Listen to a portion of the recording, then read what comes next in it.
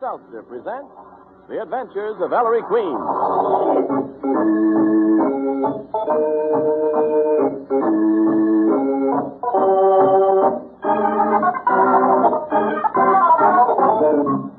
Tonight, the makers of Bromo Seltzer bring you another thrilling adventure with Ellery Queen, the celebrated gentleman detective in person. Ellery Queen again gives you a chance to match wits with him as he relates a new story of a crime he alone unraveled. And then, at the point where he was able to solve the mystery, he stops the play, gives you a chance to guess the criminal's name. In the studio tonight, we have as our guests Miss Ann Corio, glamorous screen and stage star, and Mr. Alfred D. McKelvey, prominent Eastern manufacturer. Miss Corio and Mr. McKelvey have accepted Ellery Queen's challenge to solve the mystery before the solution is revealed. And now, Ellery Queen, master detective and your host for the next half hour. Thank you, Ernest Chappell, and good evening, ladies and gentlemen. Tonight's story concerns the adventures Nicky and I had when a stool pigeon gave us incriminating evidence against Musso the Moose. I call it The Adventure of the Singing Rat.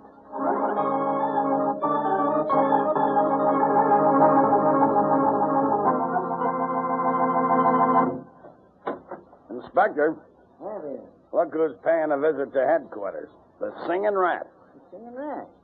Ah, come in, Billy. Always glad to see the rat. Enter, Sir Rodent. Yes, Sarge, yeah. Really, shut that door and keep it shut. Right. What's your song today, Rat? Listen, Inspector, I got something big, see? And nobody can hear me, huh? The rat's a little shaky, Inspector. He's got something for us on Musso. On Musa. What is it, Rat? Sing. Listen, Inspector Queen, I can tell you how to get the moose. But good, see? Musa the Moose. Well. But you got to give me protection, Inspector. Put me in stir until this blows over. Come on, Rat. What do you got? Tonight, see? 12 sharp. The moose will be in a parked car at the northwest corner of Broadway and Vesey Street. All you got to do, Inspector, is to hook what he's got in the upper right-hand pocket of his vest. I'll show that dirty... Billy. Me around, huh? Put the Singing Rat in the cell. Book him on some charge. Make it look legitimate. Suspicion of petty larceny, and that's no lie. Orders, Inspector? 3 men. Here at 11:30. Absolute secrecy. There mustn't be a leak. Maybe what's in that mobster's vest pocket is the evidence I've been looking for 5 years.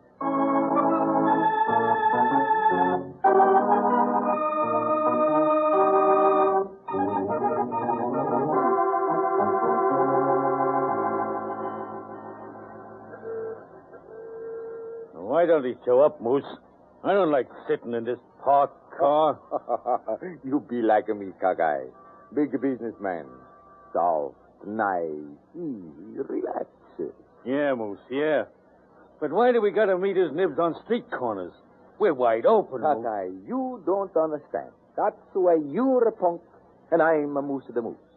He's important man. Sure, I can make him come up to the apartment like last week, but he's taking a chance.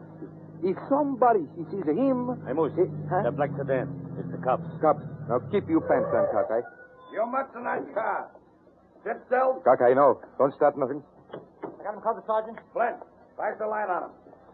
All right, step out, Moose. You too, Mug. Reach for a rod and you'll be angel food before you hit the sidewalk. Come on. Hello, Sergeant. You is sore about something. Sure, we come out. Good evening, Musso. Oh, he's my old friend, Inspector Queen. Neither of them's healed, Inspector. Inspector, every time you pull in the moose, you gotta let me go again. Ain't you no getting tired? Hold your arm tight, Moose. Stand still and you won't be hurt. Flint, glue that submachine gun to his back so he won't get ambitious. Hey, do you nuts, Inspector? What's the idea? All right, Billy, put your hand in the upper right pocket of his vest and take out whatever's in there. My vest. You don't do that. I want my mouthpiece. All right. Take your hand out of my vest. Let me go. See? Nice, Moosey. There. Somebody sees a squeal. I find out who. He's a dead man. I kill him. I kill him.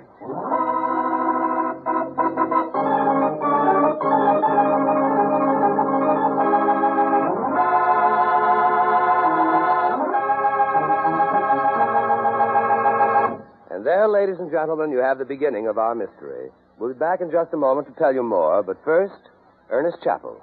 Friends, you like to save money, don't you? And you like fast relief from a common sick headache? Of course. But what's saving money got to do with that? Plenty, so listen closely. Right now at your drugstore, you can get the large 60-cent size bottle of Bromo Seltzer for only 39 cents. Now, any way you figure it, that's a saving of 20% or more. And talk about quick, effective relief. But I'll let Mr. Howard B. Abel of Pipersville, Pennsylvania, tell you about that. He writes, Whenever I get a common sick headache, I always take bromo-seltzer, because I found out many years ago that there's just nothing better. Recently, I won my wife over to bromo-seltzer, too. One day, she had a common sick headache, and the preparation she usually took just didn't seem to help her. I persuaded her to let me fix her a bromo-seltzer. Well, she was delighted at how quickly she got relief. You can be sure there's always a bottle of bromo-seltzer in our home. Millions of folks feel just as you do, Mr. Abel. Which reminds me, you old users of bromo-seltzer will want to get in on this wonderful special, too, but you must hurry. This offer is strictly limited, both as to time and quantity. So tomorrow, go to your druggist. Ask him for the regular, large, 60-cent size bottle of bromo-seltzer. But pay him only 39 cents. Better still, get 2 bottles. One for your desk or locker, one for home use.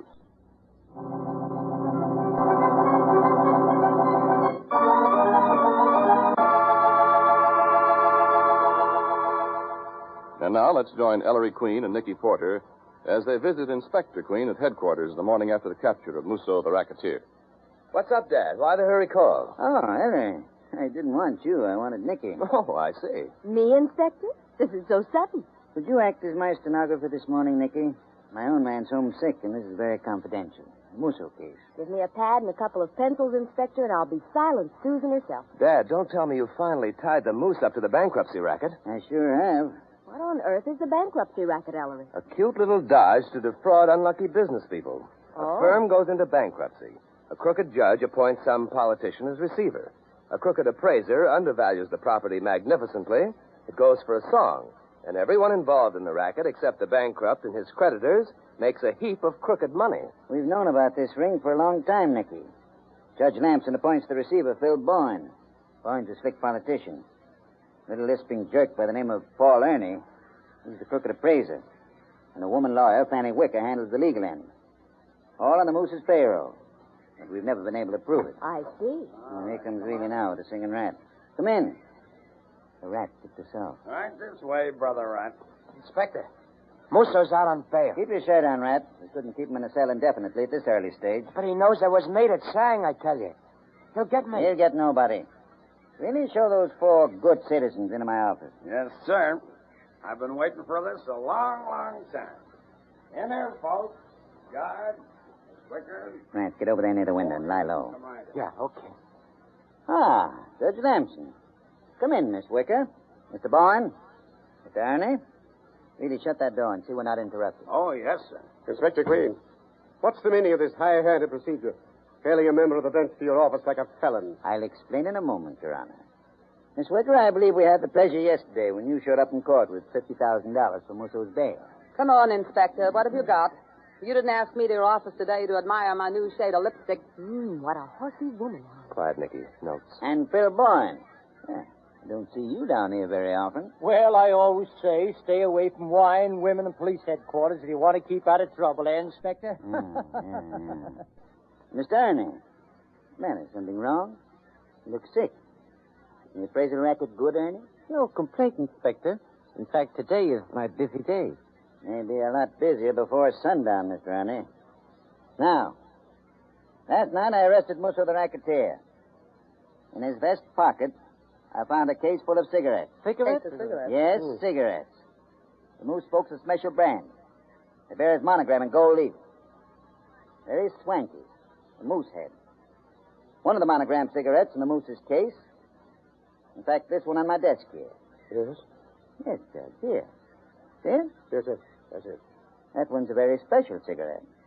Not like the others in Musso's case. Looks like one of Musso's regular cigarettes to me. Does it, Counselor? Ellery, hand me that cigarette. Here you are, Dad. What is this, Mr. Barnum? Greatest show on earth, son. Now, this cigarette looks like an ordinary Musso cigarette, but it isn't. Its ends are plugged with little wads of tobacco, which are removable. See? In other words, it's hollow. Contains something. I wonder what it can be. Well. Ellery, what's that piece of paper tightly rolled up? A document of some sort, Nicky. This document in Musso's handwriting is a payroll report. What? Quote, Paid to Judge Eustace F. Lamson $19,000 for appointing Phil Boyne receiver in bankruptcy. Wait. And it's got your signature, Judge Lamson, in receipt of It's that a price. forgery. An attempt to blacken my good name. I don't even know Musso. Inspector, I seen the judge go up to the Moose's apartment only last week. So that's why this notorious thief and police informer is in your office, Inspector. It was the rat. He's the one who sang. Inspector, let's talk this over. I've got some influence, you know. Have you, Boyne? You're going to need it. Let's cut the salami. What else have you got, Inspector Queen? Your signature and receipt, Miss Wicker. Phil Boyne's and Ernie's. Let's see that paper. Oh, no, Judge. You'd like to get your hands on this little piece of paper, wouldn't you? Itchy fingers, Counselor?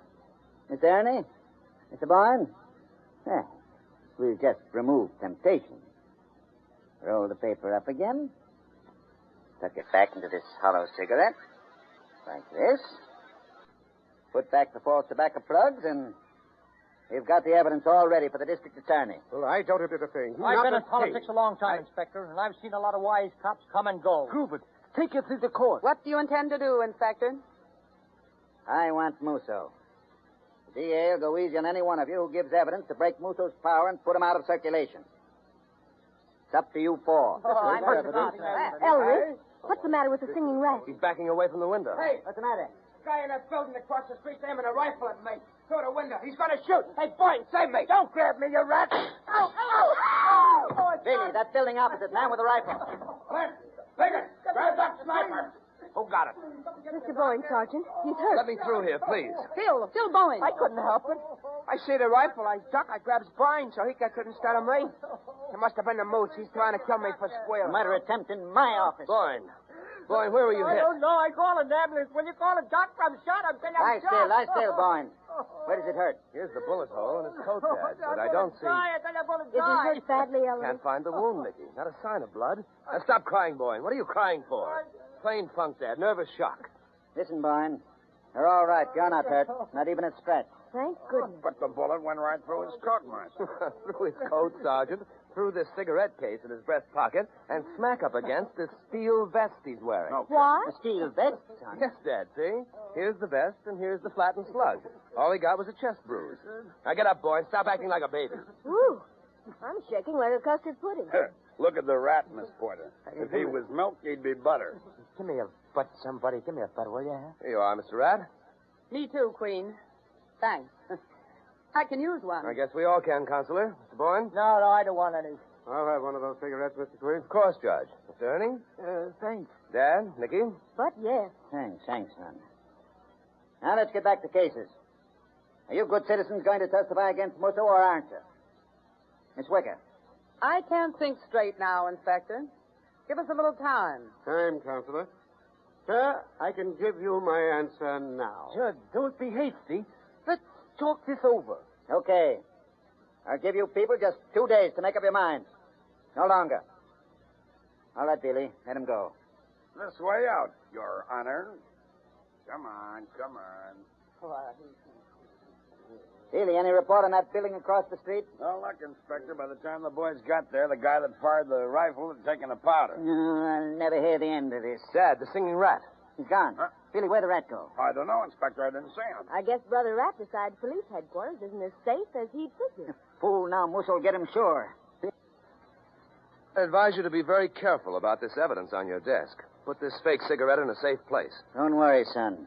I'm putting the Moose's monogram butt with that payroll report inside in the thickest vault at headquarters. You better do it now, Dad. There are 5 desperate people. Judge Lamson, Attorney Wicker, Appraiser Ernie, Politician Boyne, and Musso himself, who will stop at nothing to get their hands on it.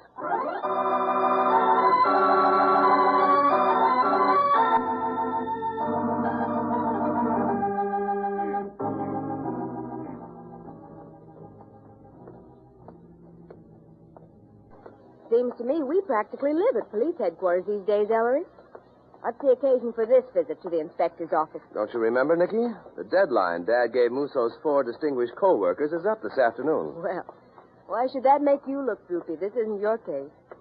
Anyway, even if it were, there's no mystery about it. I know. Just the same, Nicky, there's something wrong. It's been bothering me for days. Can't put my finger on it. You and your imagination. Here's the inspector's office. Isn't Billy there either? Well, find him, blast it.